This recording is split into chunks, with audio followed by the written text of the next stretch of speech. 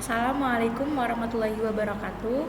Perkenalkan, nama saya Zilfrinda Astika, NPM 51421638 dari kelas 2IA24. Di sini saya akan mempresentasikan materi sistem operasi, yaitu tentang proses dan thread. Yang pertama itu ada proses. Dalam prosesor yang menggunakan multicare atau multiprocessing, proses pada komputer dibagi menjadi beberapa thread, di mana setiap thread ini akan diproses oleh prosesor yang berbeda pada CPU.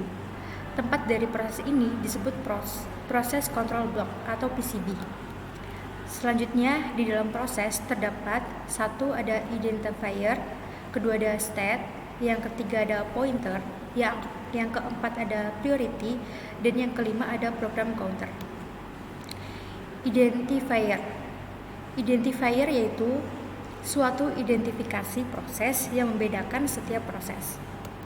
Selanjutnya, state merupakan status dari proses yang sedang dijalankan.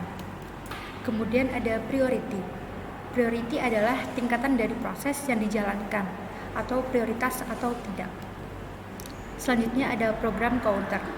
Program counter yaitu jangka waktu yang diberikan kepada proses untuk berjalan. Yang terakhir ada memory counter. Memory counter adalah pengiriman instruksi ke dalam memori, baik instruksi yang akan diambil atau dijalankan. Mode. Dalam komputer terdapat dua mode, yaitu yang pertama ada user mode dan yang kedua ada kernel mode. Selanjutnya thread. Thread merupakan bagian proses paling kecil yang dapat diproses oleh prosesor. Di dalam thread terdapat program counter, register, stack, dan state. Rest condition.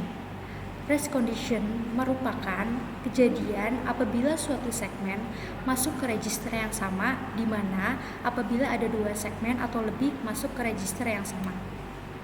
Kemudian ada mutual exclusion. Mutual exclusion digunakan untuk mengatasi rest condition, di mana sifatnya saling menguntungkan atau mutualisme. Di dalam mutual exclusion terdapat beberapa teknik. Yang pertama itu ada busy waiting, yang kedua ada sleep and wake up, yang ketiga ada semaput, yang keempat ada monitor, yang kelima ada message spacing, dan yang terakhir ada barrier. Kemudian critical region.